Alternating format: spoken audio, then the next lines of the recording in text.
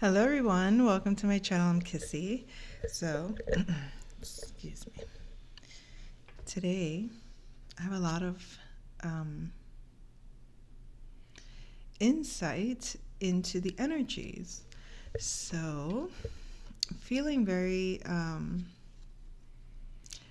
led by Venus, and I say so because it's this feeling of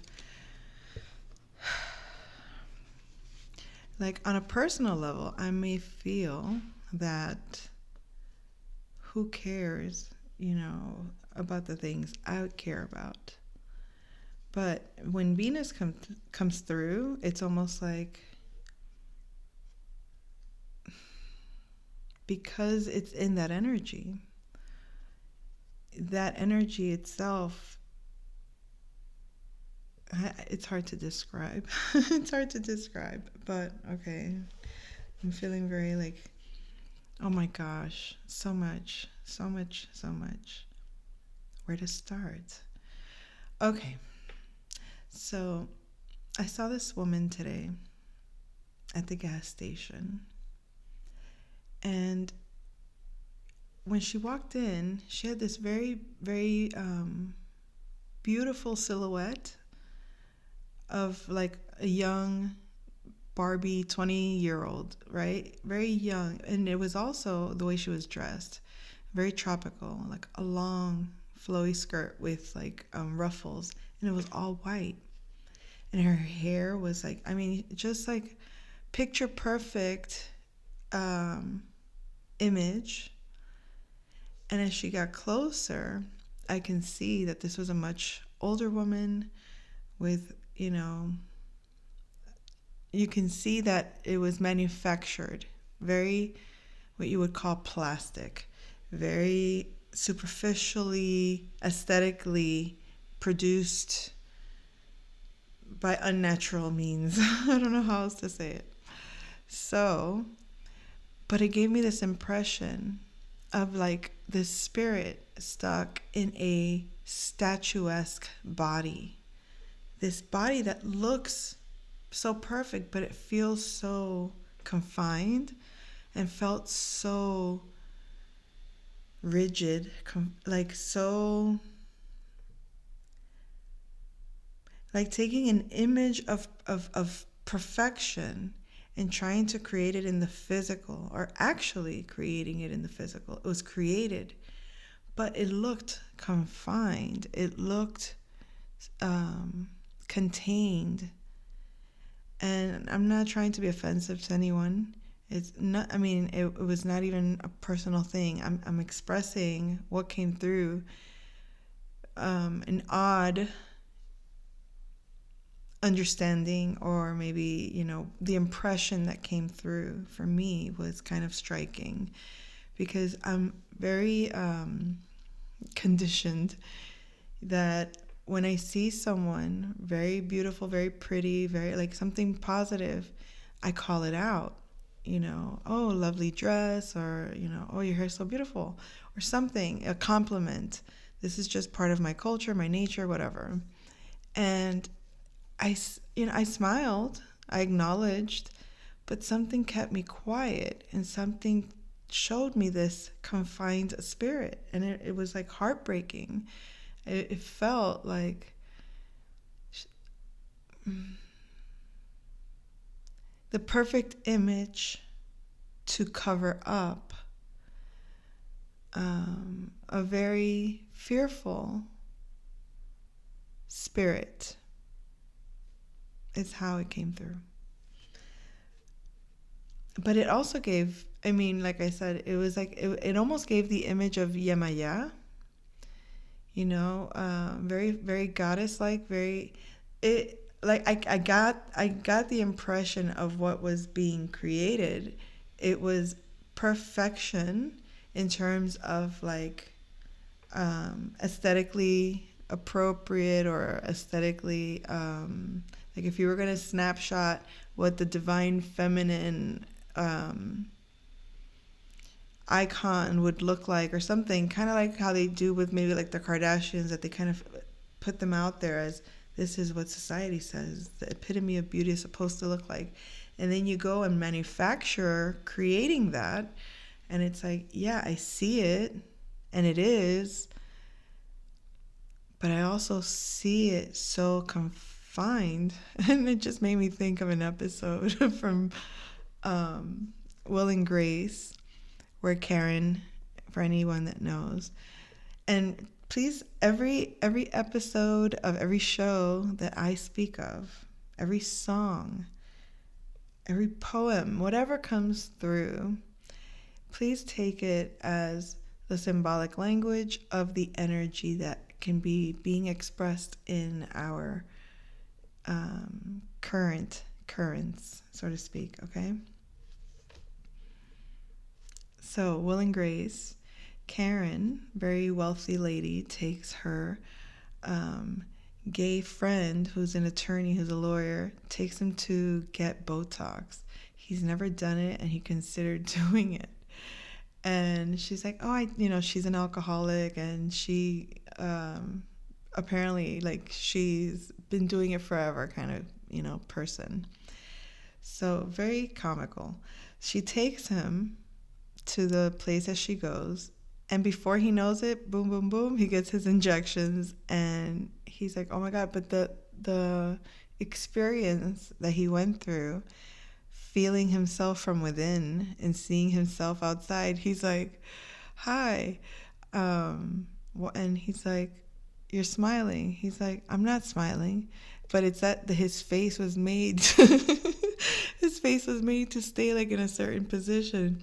So at one point they're like, why are you crying? He's like, I'm not crying. I don't know what it was. I cannot retell. You're gonna have to go look it up. An episode of Will and Grace when Will got his Botox, and it was hilarious because it's kind of how I perceive this person. Like, you can't really see who they are because their features are frozen in time in a way. So it's like the what do they call those? Oh gosh, micro expressions. The micro expressions aren't as, I guess, visible because it's kind of like, statuesque. So anyways, I wasn't planning on talking about that, but Spirit sure wanted me to talk about it. Okie dokie. What was the other thing? Oh, so New Day and Never Saw It Coming. These were two songs that were just frequency music. It wasn't lyrics or anything like that. But those being the only two songs that kind of came out that way out of the whole playlist, so to speak, is be aware that someone could be going through like a rebirth experience, or you might be going through a feeling of it's a new day. It feels new. It feels different. You may have felt a shift. You may have felt, and you may have never seen it coming. Now, this could be you. This could be your person. This could be just the energies that are coming through, and you're either tuned into it or you're not. So it's up to you. But something to do with your feet or shoes, your heels, the feet on heels, and then I put wheels. So I don't know, what I did notice is, and it made me think of, there was a time where I had to wear like heavy work boots, and for a long time I lost like my ability to wear heels. And not really lost my abilities, but I didn't, prior to being conditioned to wearing work boots, I used to be able to walk around in heels from the time, very young age. So it's like your body gets conditioned to certain things. So wearing heels was very easy and even comfortable. Like I could go jogging in heels and I would have been just fine. But then I stopped wearing heels and conditioned my feet more flat on the ground and more, I guess, heavier on the ground. And that was fine, but every time I wore heels, I ended up feeling pain or I felt uncomfortable. It's like tired, like I couldn't do it. I just couldn't do it anymore. So there could be something about one way or the other where you may be going back to wearing heels or going back to wearing flat shoes, or transitioning between one or the other. Now I know that sounds kind of like mundane, but think about, are you constantly on your tippy toes? Are you tippy toeing around something? Or do you feel like you're being exalted or lifted or rising even? So feet on wheels, your transportation, how you move.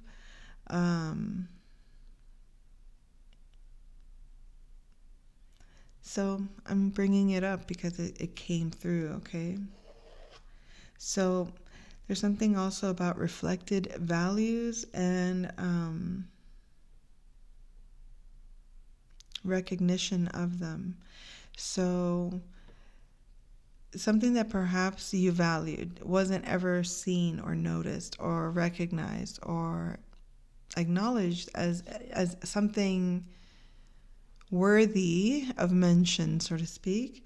And now you're seeing a reflection of those things that were once maybe ignored or not given credit for, are being given credit for and being noticed. So now let's get to the fun stuff. That was, I guess, the more general energies that were, on the forefront or maybe just there to be noticed. But before I do these cards, which I've been shuffling them this whole time before I came on here, I don't know if I will do a reading with the cards because there's a lot of information with just the music that came through. So there's a masculine that thinks he's, or not thinks, divine feminine. Your masculine, hold that thought. I'll just read the lyrics and let you determine what this means for you. Let me close some of these apps here real quick. Okay. All right, so the first song, the divine masculine energies that I'm receiving today, it's called The Bad One. And the lyrics, consider these songs like poetry, okay, when I'm doing the translation, because it's a translation of a Spanish song. So he gives you his love, yet you sleep with doubts. Now you see that what you were accustomed to is not what it appears to be. It is sincere, contrary even though I have my defects or flaws, but I'm still the bad one that you can't stop yourself from wanting. So this is like a bad boy energy. You the princess, him the fool that gives grief.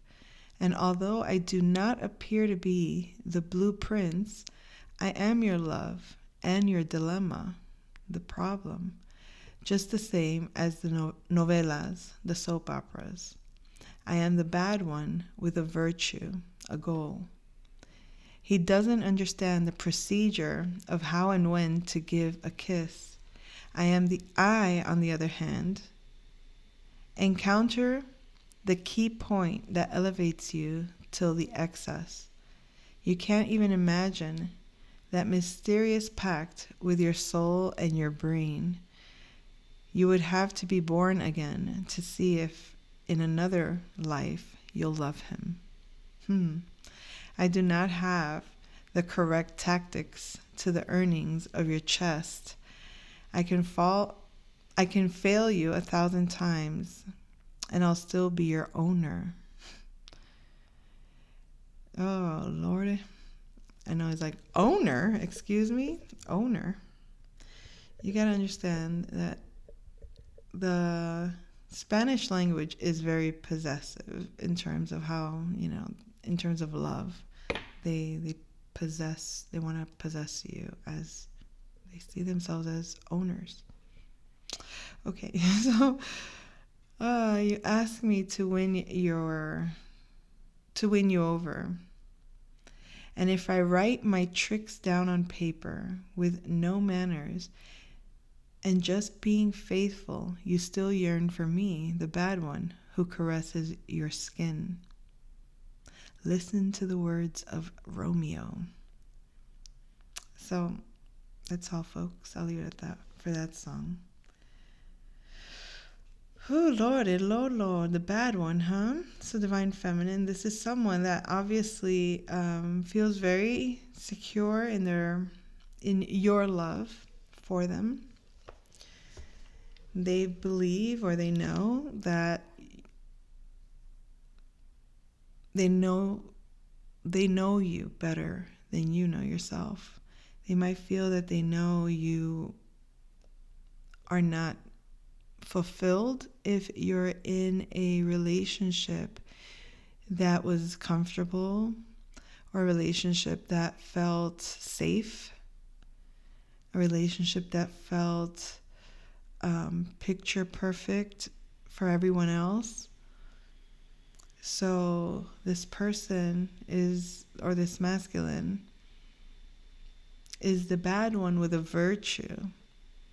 So he doesn't pretend with you. He doesn't put on a front with you. He's not going to be a Prince Charming, but he's going to be someone, or he is someone that's going to tell you how it is. He's going to tell you. It's like he wants you free. He wants your spirit to be free, to be as passionate as you are. Oh my. Okay, so now we move on to the next song, which is another kind of very passionate energy. And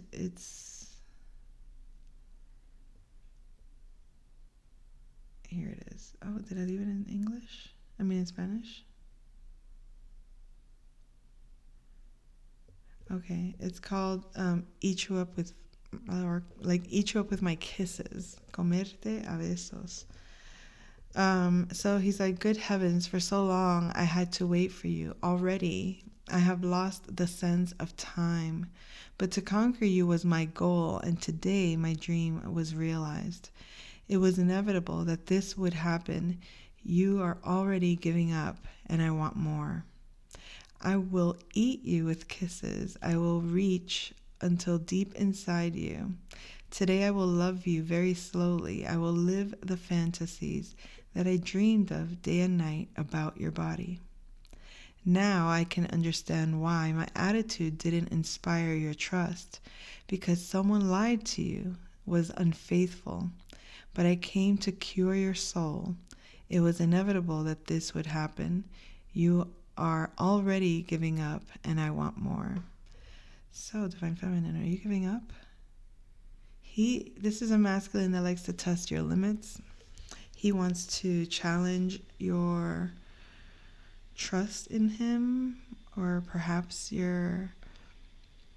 likes to, okay, let's keep going. You'll see. I will eat you with kisses. I will eat you with kisses. Okay. Reach deep inside. Give me only a moment. You know I love you. From your feet to your head until it dawns, I will eat you with my kisses. Little by little, slowly but surely, I'm going to do so softly. Okie dokie. I thought there was another part here.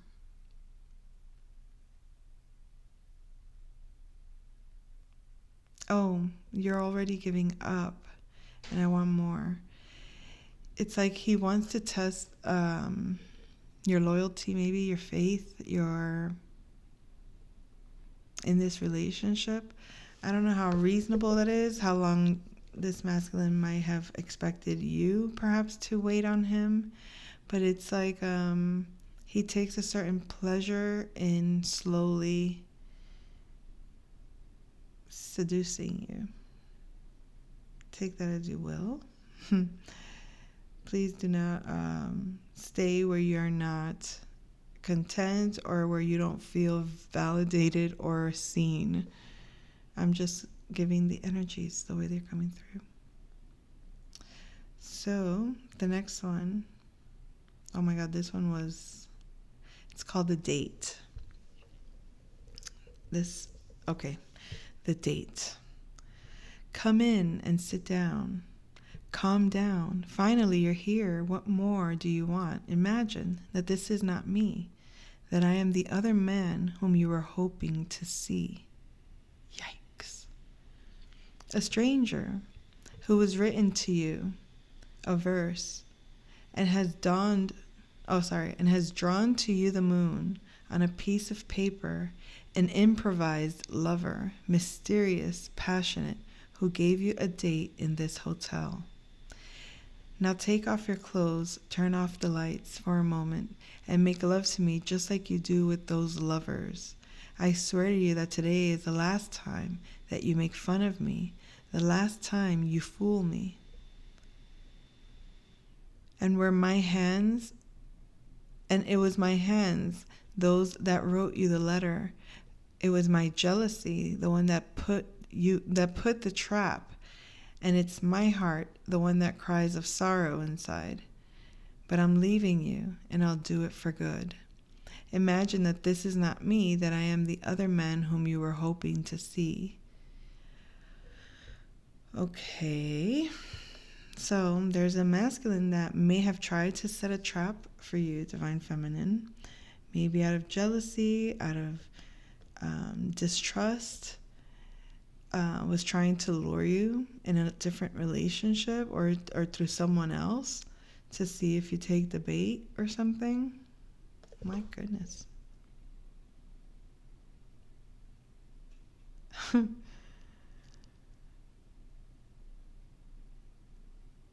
Pretty interesting. Very obsessive energies, right? A little bit on this one, but maybe on the other ones too. I don't know. Ownership.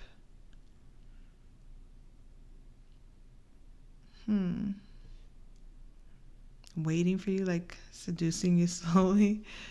Like, oh goodness. Okay. So, now these two, there's one. All right, let me shut up. All right, this one is Divine Feminine. This is a beautiful song. This could be, the way I see this is this is the highest, I don't want to say ideal, but the highest version of your connection with the Divine Masculine. These lyrics will explain that. We're lost. It's called We're Lost. That divine smile, that look that kills, that smell that surrounds, and that intoxicates my very soul. Your way of talking into my ear makes me live. Your dark hair that smells and caresses my face, that kiss that sets me on fire as dawn arrives. Your way of making love to me, to heaven it makes me rise. It's just that I want to take you with me to a new world, very far from here. Then this is the feminine aspect responding to that masculine's lyrics. Take me wherever you want me, love. That by your side I'm happy, with you I'm happy. The two of us are lost in a ship. This is now the chorus. The two of us are lost in a ship without destination, sailing in the forbidden, caught in the seas of passion, lost, completely given in silence and hiding, waiting until our own promised land dawns. The road must be found to our happiness, where no one tells us who do we have to love. Let's free our hearts and start to fly. It's just that I want to take you with me to a new world, very far from here. And that's that. And that's that. That's a, something about that was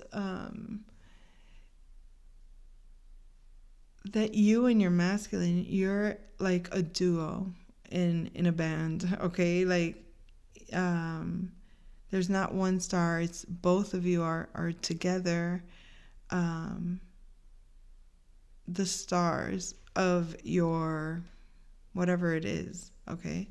Like in this case, I'm using music as an example, but it's just a matter of energetically speaking. It's not like it's you're equal to one another is what I'm trying to say. All right, the last song. It's actually called Don't Cry, and this is Guns N' Roses. For those of you that can appreciate their music, I would suggest you watch their video of this song because it's like a whole story. This was like an entire production. The music, the lyrics, the storyline, the way that it was composed. I mean, just everything about this song. So there's something about what you're creating with your masculine is more than just a love story. It is a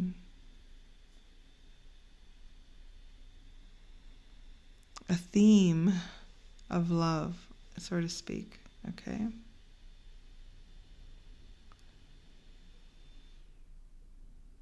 Hold on.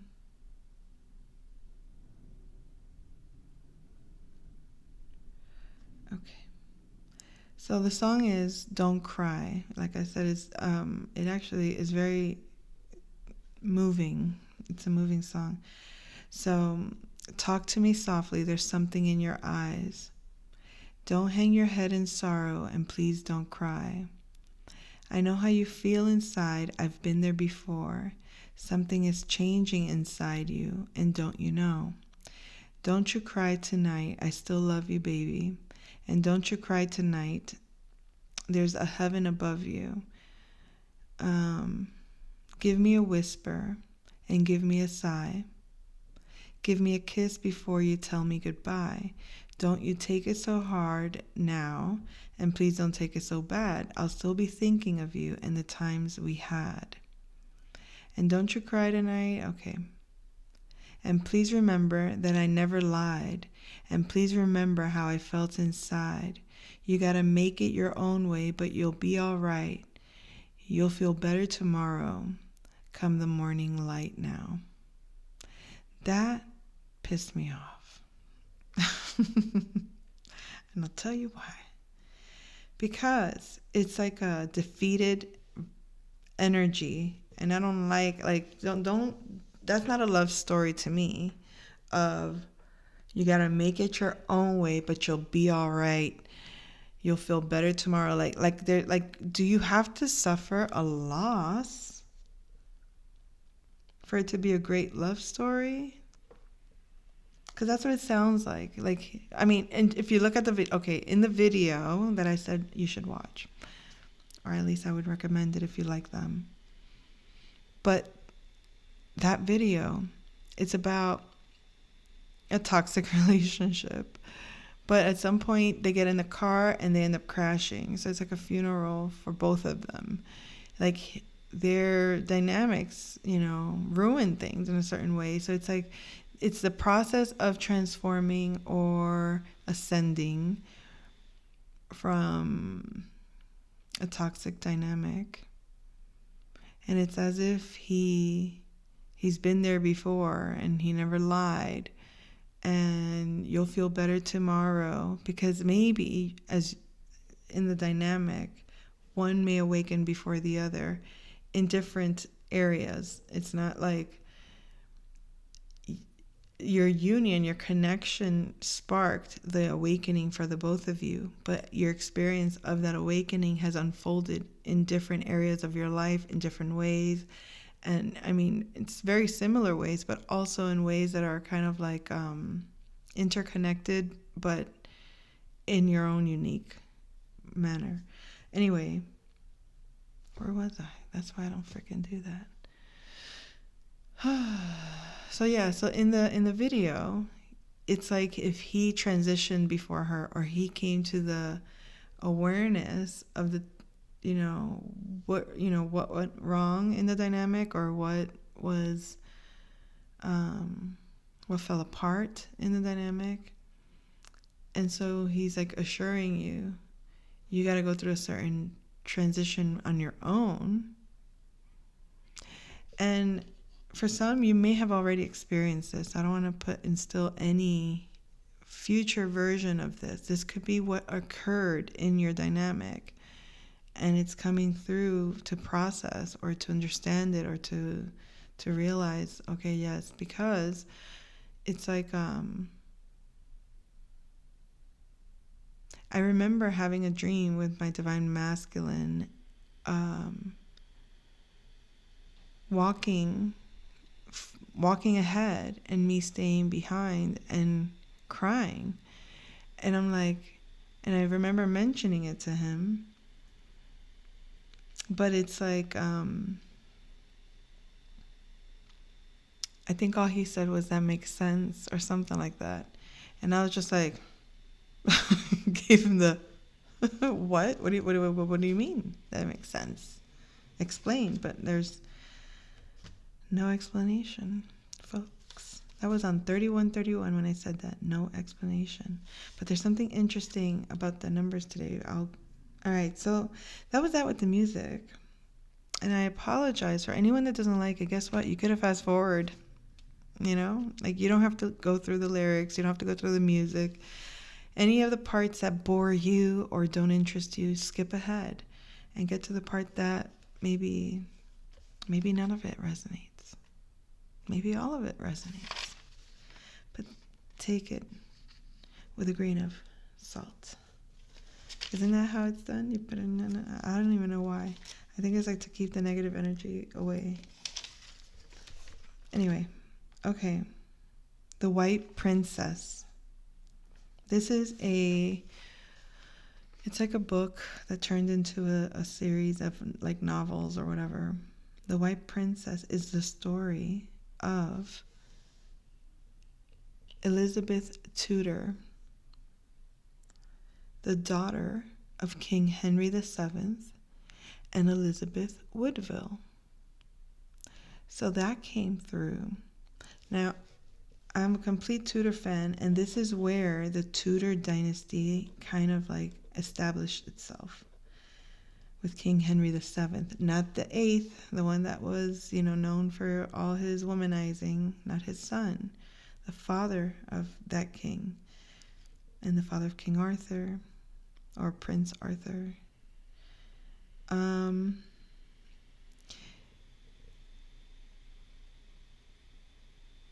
I just watched the show, though. And not this. I watched the previous one, which is the White Queen, the Red Queen, which is the mothers of Henry Tudor and Elizabeth, who was the daughter of Edward IV. I'm given this history. I'm sure it resonates with someone, because we do have certain themes that play out in our dynamics. So if by chance you're a history person and you like history, and it just so happens you like the Tudors, and it resonates with you so much, like you just are obsessed with it or something weird like that, well, then this message is just for you. Right? So, but maybe not. Maybe this is the first time you hear of this, but something about this storyline feels familiar. So the White Princess, she was the princess, the daughter of the king and his mother, who was a widow when she married her father. And her father, she was in love with her uncle, who was killed right before she was asked to marry Henry, who was technically seen as not having a right to the throne, because he was not, they didn't think that his line was legitimate, but through his mother, it was legitimate for sure. And she really managed to put her son on that throne. So the story goes.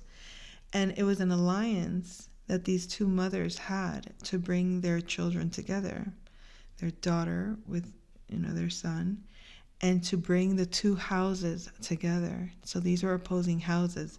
This is kind of like a twisted version, or not twisted version of Romeo and Juliet, in a way. You have these two powerful houses, okay, or lines, the red rose, the white rose, and they're going to unite and they're going to ally these families. So Edward did that with Elizabeth Woodville. They united the Yorks and the Lannisters, I think. Was it Lannisters? Now I really have to check. Lordy. Am I getting Lannisters from Game of Thrones? Lannisters. Oh.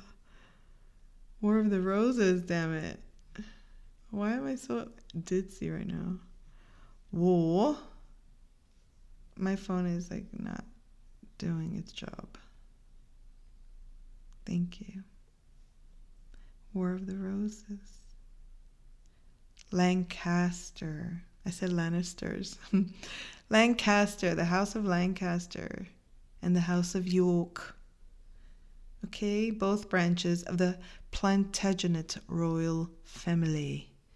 So you see, that's what they did. They brought together from this one huge family these two houses of one huge family. So they're still intricately in the it's still the same lineage, so to speak. So something can that might have to do with your connection with your masculine, that you have some kind of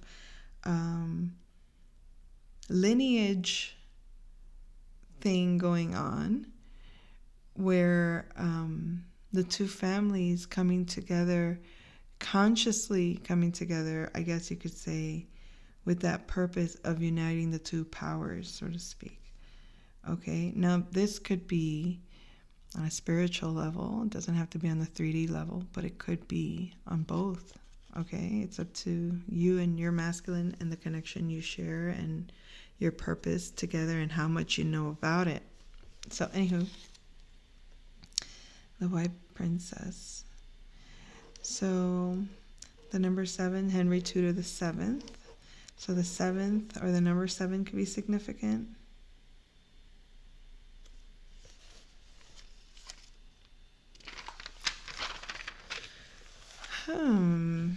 So I heard this affirmation, I guess you could say. Let us embody our greatness with grace. Let us embody our greatness with grace. That was just an affirmation. So this came through, and I thought something must have gone or taken place during the holidays, Christmas time, because I heard 'twas the night before Christmas, and all through the house not a creature was stirring, not even a mouse.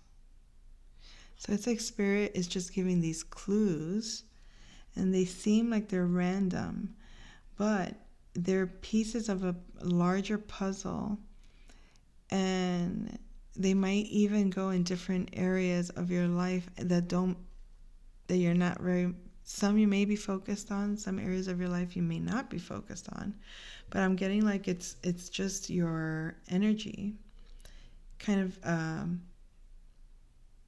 don't want to say like a disintegration and then an integration, but it's something to that effect. It's like having a puzzle, seeing the big, like getting a flash of the big picture, then all the pieces are on the table.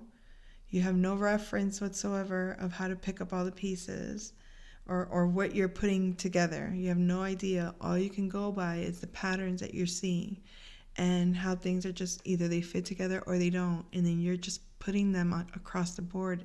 And this is part of that puzzle. These songs, these lyrics, these sentiments of the masculine are part or pieces of the bigger story of the divine masculine, divine feminine love story. And you and your masculine play a role in this bigger picture of the love story of the divine union. So this is just that. Okay. 'Twas the night before Christmas, and all through the house not a creature was stirring, not even a mouse. So something about the silence in the darkness, silence in the night before Christmas.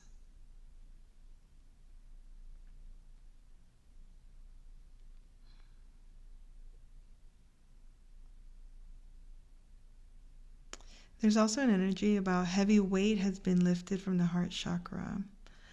Okay? Like, it was like this much energy removed from the heart space. Okay? So a lot of like, wow, so much space in the heart chakra. It's like cleared. It feels like,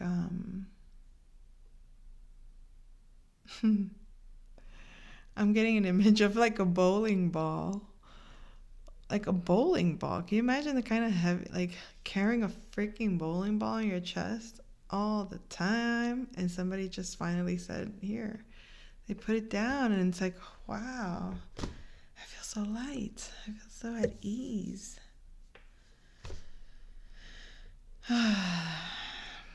Somebody could feel like they can breathe again. Oh, I don't like that song. And I can't stop thinking about the way my life would be. That's Toni Braxton.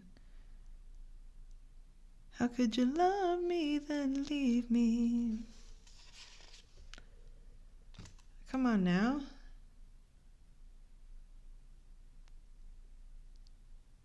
If you decide you... I don't even know the lyrics. Oh, I hate this song.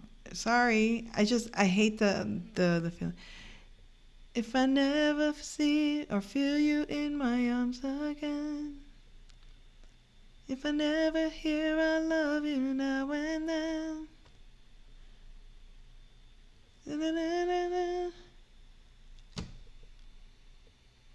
Will I never make love?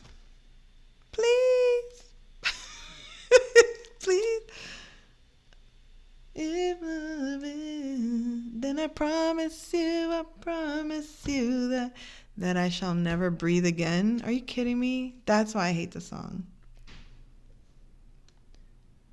If I never hear I love you now and then, I promise you I'll never... This is a tantrum. This is a grown woman tantrum.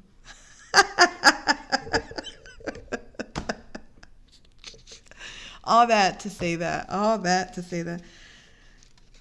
I never liked it. I mean, I love Toni Braxton, but every time I heard that part of the song, it kind of made me a little bit mad with myself to even like think to say something like that. You know, it's like, psh, no, we don't say stuff like that around here. No. Sounds silly. Sounds foolish. But hey, it makes a lot of sense. The big old pressure on the chest has a lot to do with holding your breath. If I never hear about love you now and then, na na na na. I can't get it out of my head. Not another song. Boy, your loving is all I think about. That makes me think, oh my God, stop it. Okay, the song is, I just can't get you out of my head. Who sings that song? Boy, your loving is all I think about. Wait, it's like a fast song. What's her name? But she reminds me of, is it Anna Faris from Just Friends? with Ryan Reynolds. These names could be significant. But the part where she starts singing, again, again, or what is it? Anna Faris in Just Friends, she's supposed to be like the superstar and he's like her manager. And she's like one of these like, oh my God, and very ditzy and just like very, very weird. No, I'm not calling myself out here. To some degree, I guess I could be. Don't we all? Anyways, no, we don't. Who's okay? Oh my God, this has to be Gemini. The moon in Gemini, that's right. We do have, that's what it is, okay. Because when I was saying this, and I'm like, I start to hear all the side commentaries and stuff like that. That is so moon in Gemini. So the number 1212 I saw it come through, right? But then I saw 1221. So something about the same but being opposites, kind of like a Gemini, having the two sides of the same coin. Any hoots? All right, that was all, folks, in terms of the notes. I'm a poet and didn't even know it. No, somebody knows that they're a poet. FYI, somebody's a poet. You could be dealing with a masculine that's very poetic. And notice that all these songs, at least the Spanish ones that I was translating there, they strike a chord with this masculine in terms of the sentiment and how deeply he feels and how he creates every sentiment. Like the expression of the feeling is so juicy. You know what I mean? Like there's a desire to really, and I think that's what makes really good music, is how close to the feeling do you get? How well do you define the feeling? How well do you express what you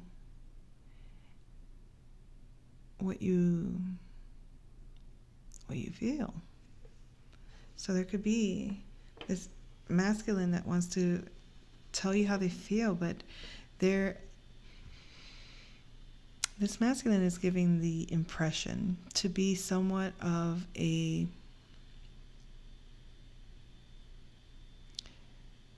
likes to make sense of things. He likes to simplify things. He doesn't like to deal with too much of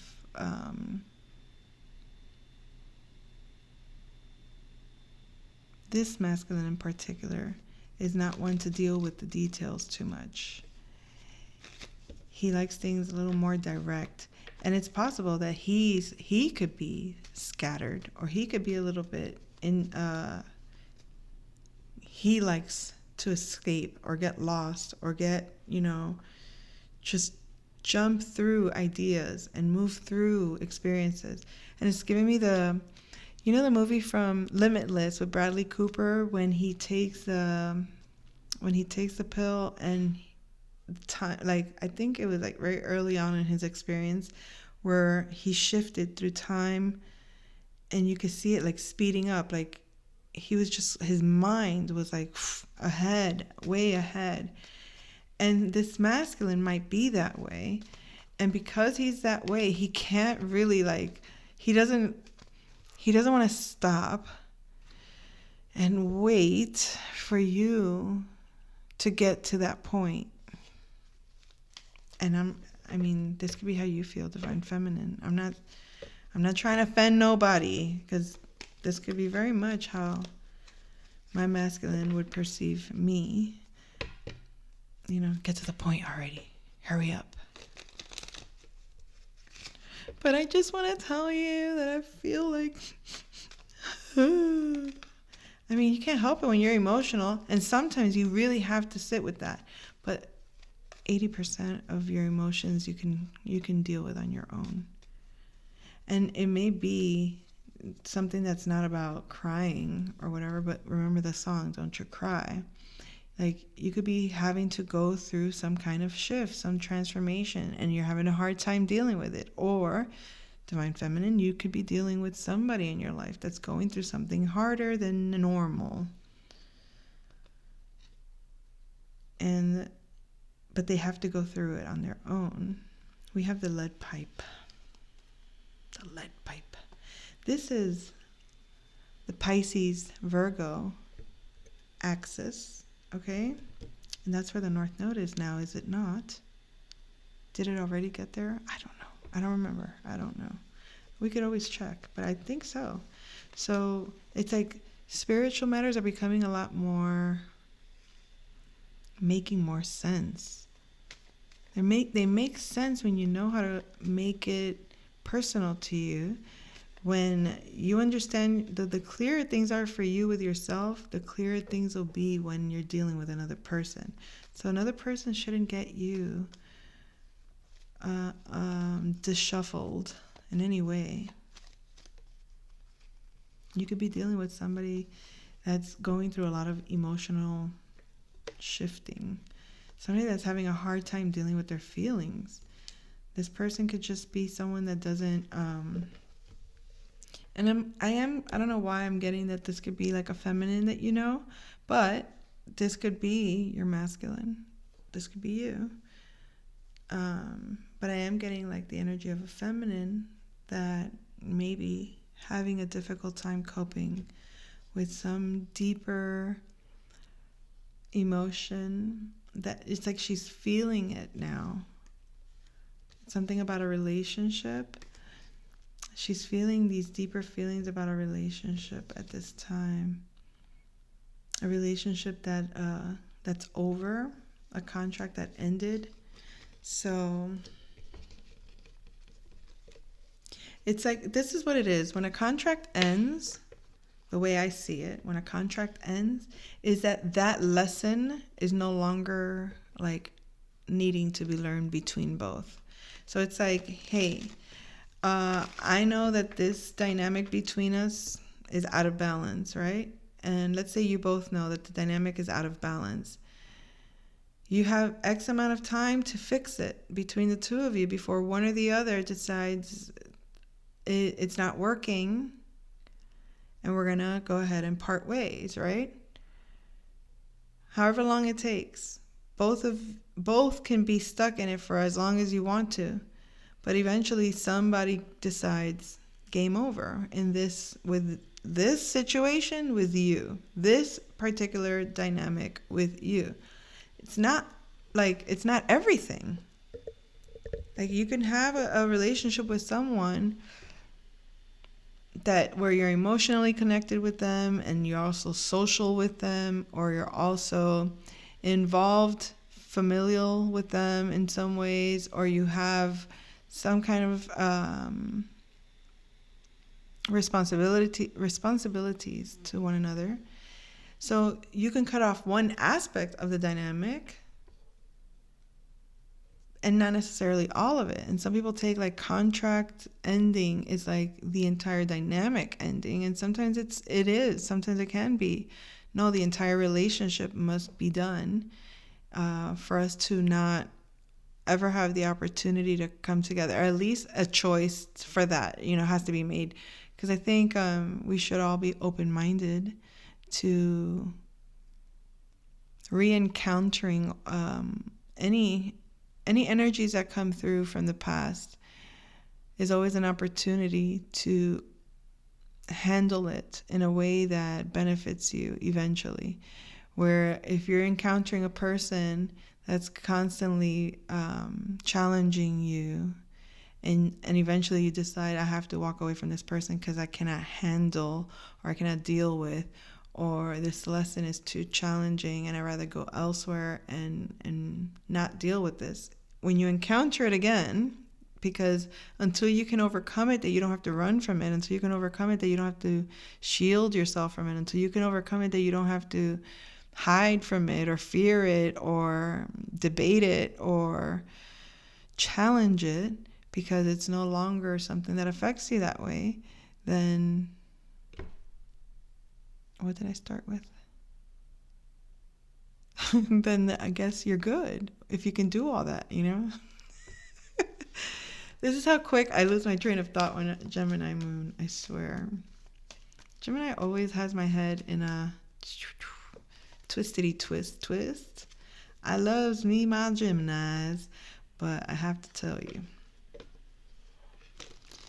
it's probably the most effective teacher. Gemini is the most effective teacher because one way or the other, you're going to see things from another perspective. How you handle it, it's up to you. How you perceive that is up to you. How you deal with the messenger is up to you. But guarantee any Gemini you deal with, positive or negative, is going to be a good teacher for you, because they're always going to keep you mentally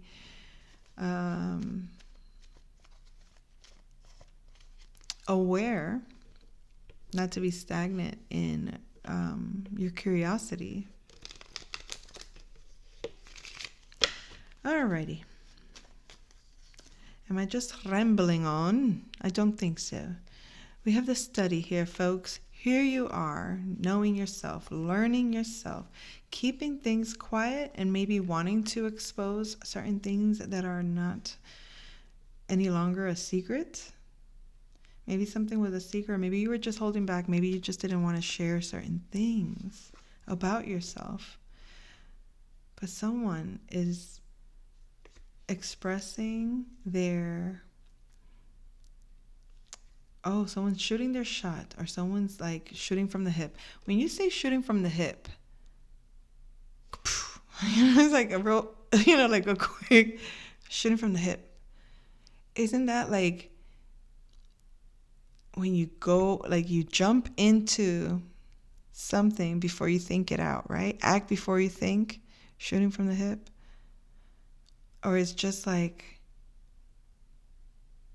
maybe when you go to like an audition and you just kind of like wing it. Isn't that kind of like the same thing? Like shooting from the hip, just jumping into it, taking an action without really thinking about it too much, and just putting out there as it is. So it could be some truth that you're speaking. It could be some action that you're taking. It could be something. But someone is like going to just take an abrupt kind of action, it seems. Maybe in terms of like work, because we have the billiard room. Okay, this is 6th house energy.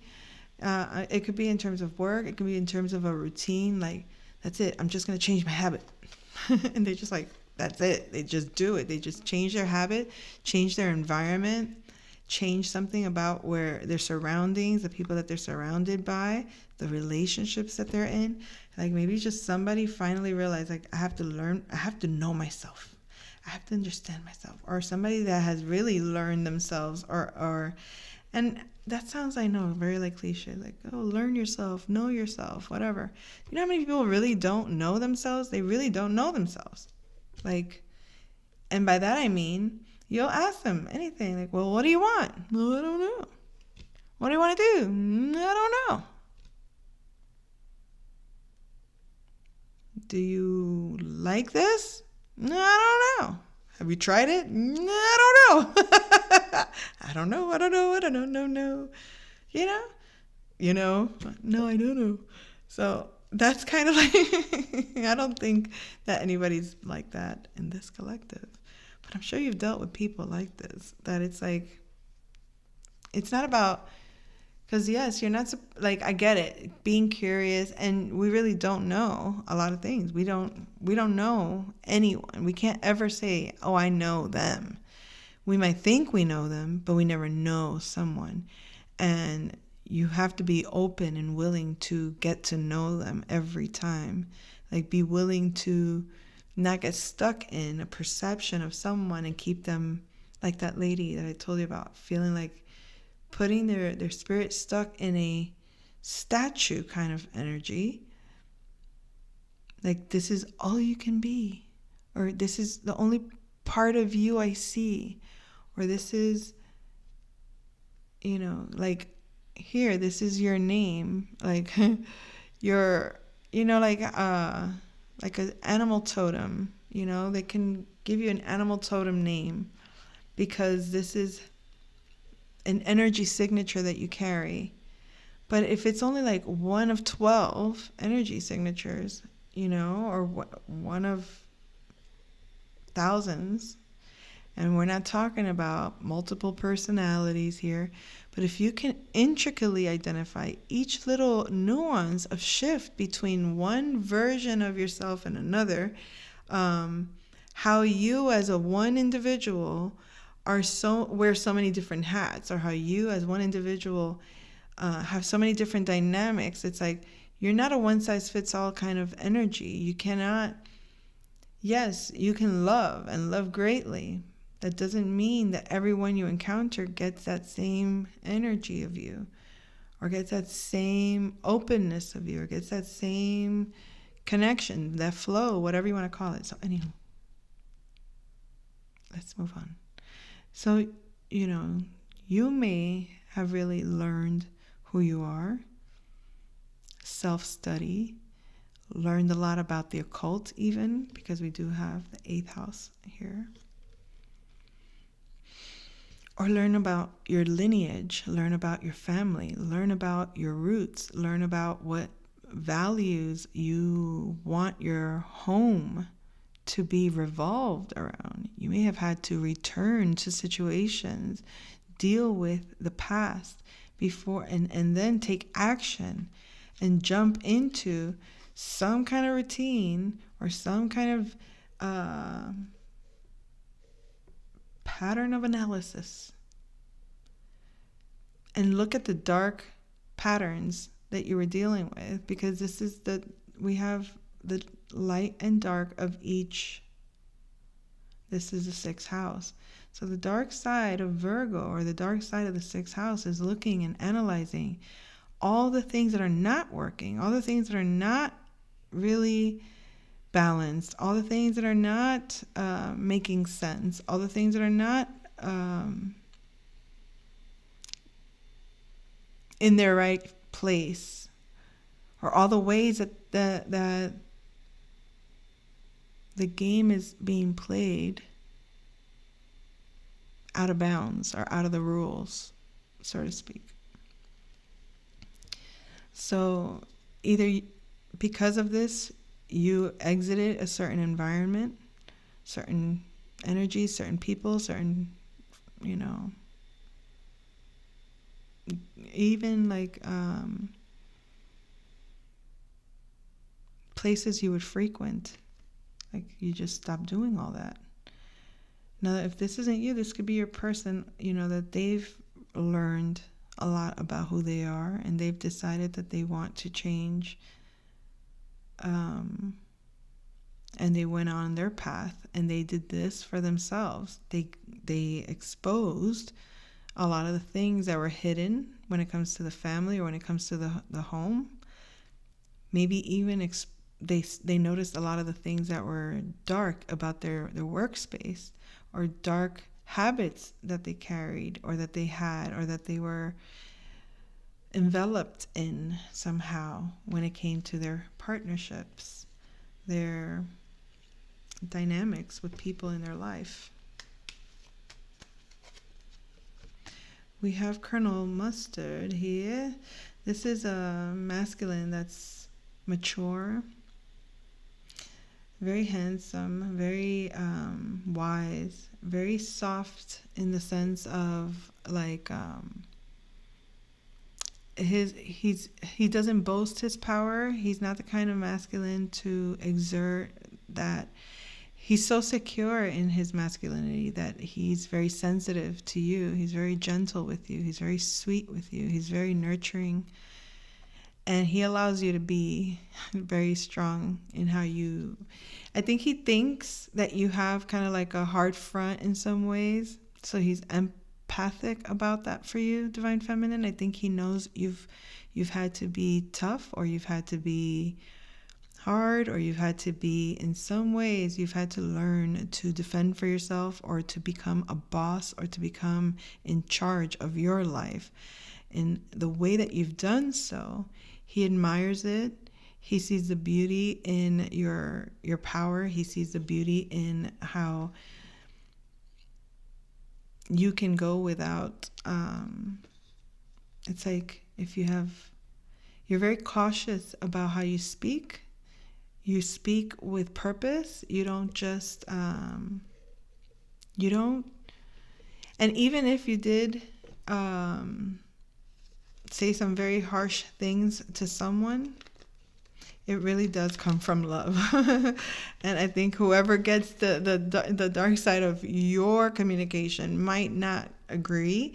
They might think that's so mean, that's so cruel, or something like that. But if really they look at what's being said, when you shoot from the hip, you're not careless, Divine Feminine. Very intentful and very sincere.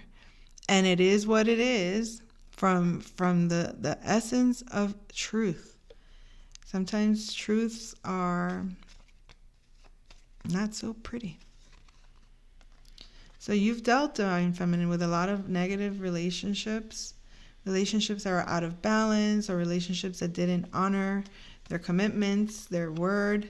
The connection was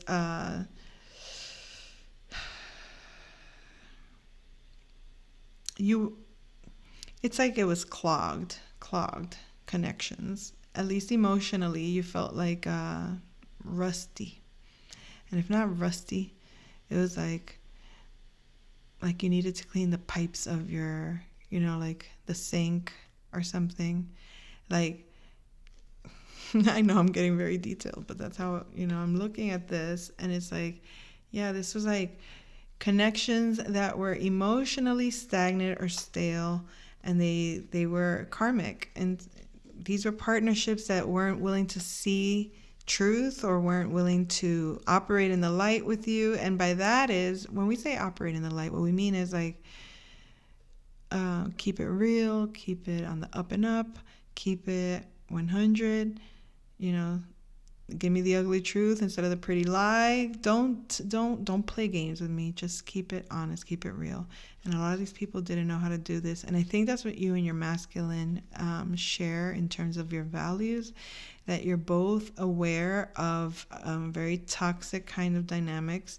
You're both aware of karmic connections that attach themselves to you, perhaps due to the resources that are there, or that can be made of the dynamic in some ways. So you could be dealing also, we have the energies of a Scorpio and a Libra here, okay? So this connection with your masculine, I feel like you both understand karmic dynamics. You've both been in relationships that were very sacred in some ways.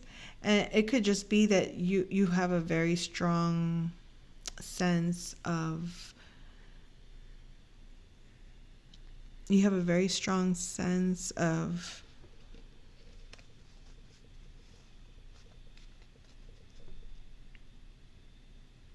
your connections matter. That's not even it. That's not what I'm trying to say here. But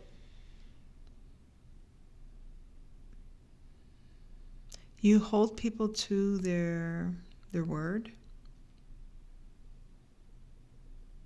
and you're not very trusting. Or maybe this is what it is that the masculine realizes or understands, why there's a lack of trust in relationships.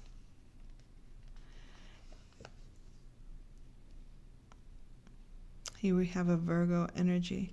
Yeah, they've watched carefully. They've analyzed the situation, and for some reason, maybe there was a question about your lack of trust. Maybe there was a question about your status. Maybe there was a question in regards to just perhaps why you are the way that you are. Whether this is what your masculine, it's like they feel a very powerful connection with you. You see, this is, the flow is very strong. It's very pure. The energy comes from spirit. This masculine has done a lot of purification from their toxic partnerships. They've had karmic relationships in some ways. So they've come out the other side clean, so to speak. And it makes me think of the song "Don't You Cry" that he was saying, I've been there before. Don't you cry tonight, I've been there before. The reason that song had come through is because I kept getting the end of that song. There's like this thing where he goes, I'm not going to imitate it because I'll laugh. I'll start laughing. Maybe I will. Maybe I won't. Maybe I will. All right. At the end, he does this whole his tone goes on for I don't know how long, but he keeps a tone for so long until it's almost out of breath. Every time you think the song is about to end, it doesn't end. He keeps going, And I'm not gonna do it. I want to do it so badly, but it's so. I'll make it sound extremely obnoxious if I did it.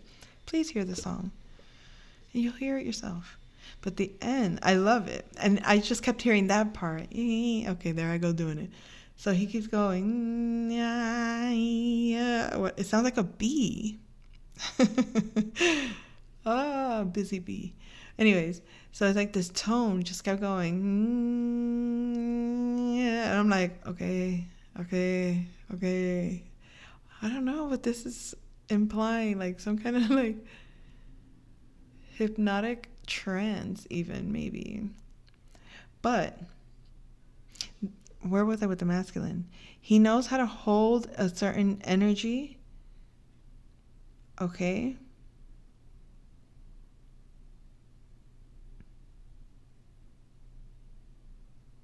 And when we talked about the song, if I never hear I love you now and again or whatever, I'll never breathe. It's like he's, I know this is going to sound corny.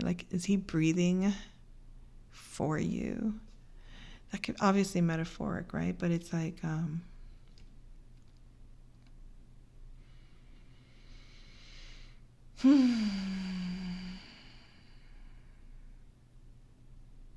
maintaining a sense of calm, not to create a stir of some sort.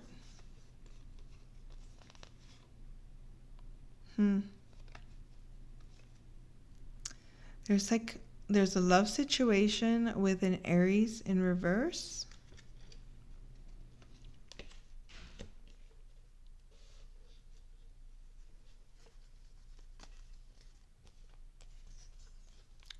A lot of this could just be a whole lot of emotions from the past, a commitment.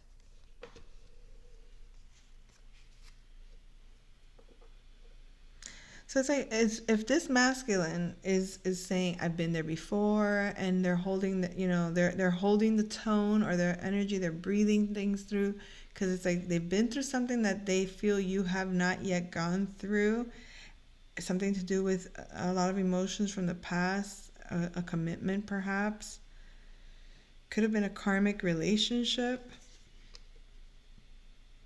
that's going to be imbalanced somehow. Could be with a Sagittarius.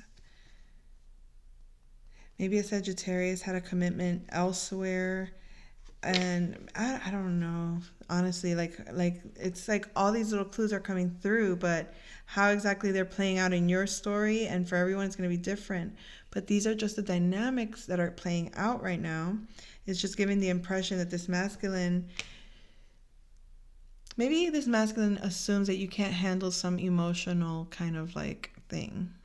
And if it's not you, it could be someone that you're helping through, going through something, and maybe he feels this is maybe more than you should have to handle, emotionally speaking. Maybe he's under the impression that you can't live without his love, someone's love, because if I never hear I love you, if I never... if I never feel your tender kiss again,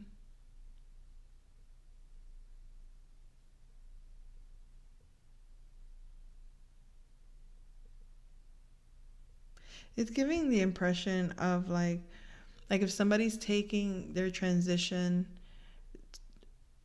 as if a transition is permanent. I don't know. I don't want to speak on transitioning and how that plays out for everyone else. But um, maybe there's a fear of death. Maybe somebody's afraid of death, or they feel that there's something to do, that maybe they're afraid that there's a transformation. This is a Gemini in reverse, and this could be what I was talking about, the numbers 1221 and 1212, like the inverted version of a perception. So it could be like there's another way to look at it. There's, death is not death is an illusion, and when you understand that from a very deep level, then you realize, I don't know. I don't want to really talk on that because I think that's probably one of the most taboo subjects to discuss, right? People are very sensitive to that, and I am not an authority on the matter, so I am not going to do that.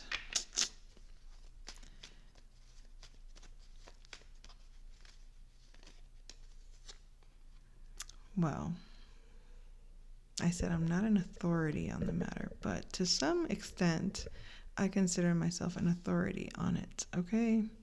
I have an understanding of death that's maybe not the norm in my environment, but it's based on my own experiences.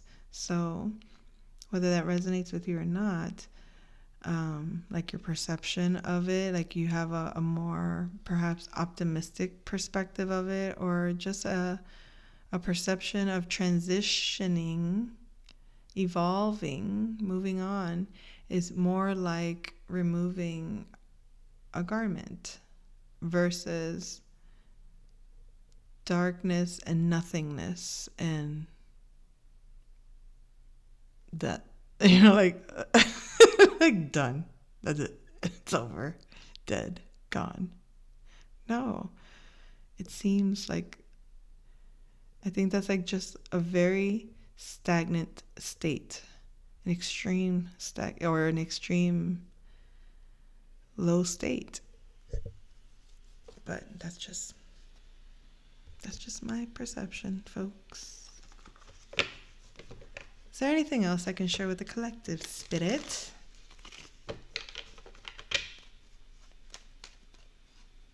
Oh, a relationship, a partnership, something that's going to brighten your day. It's being kept kind of quiet. Hush, hush. I heard hush, hush. It's a secret. I'm getting that this is spirit keeping a secret. They're keeping you out of it, but it feels like they see a very romantic partnership, or it could be a child.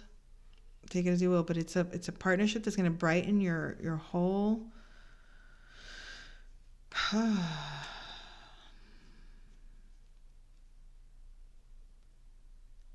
it's going to be so high vibrational.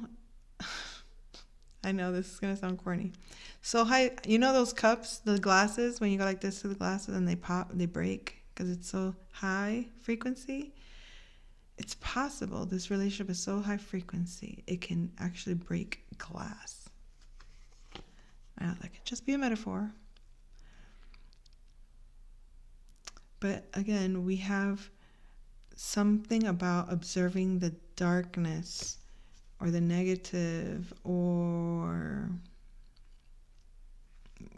analyzing what doesn't work. And it's possible that this is what needs to, like, getting out of that environment, or that's what it took, perhaps, to get out of an environment for you or your masculine. And maybe that is what brings about this new energy, because I feel like it's a new energy. It's an embodiment of another person, of a new person. Now, it could be someone that you do know, but that you've never actually encountered in the physical. Or it can be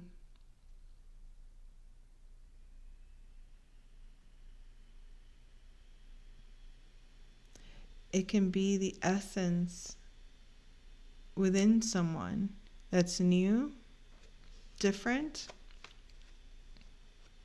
You'll know it. You'll feel it spiritually. You'll feel the connection. You'll feel the flow, the creative flow. You're going to feel it very much. Something about keeping the house or keeping the home I don't want to say private, but quiet, private. I think this came through in a recent reading I did about keeping like the womb sacred or at peace, or in the like in the dark. That could just be, how like right before you have a child, you go into like what is it called? The nesting phase. It's kind of giving me nesting, kind of like nesting something for the birth. So I'll leave it there. That's the reading. I'll come back soon. Take care.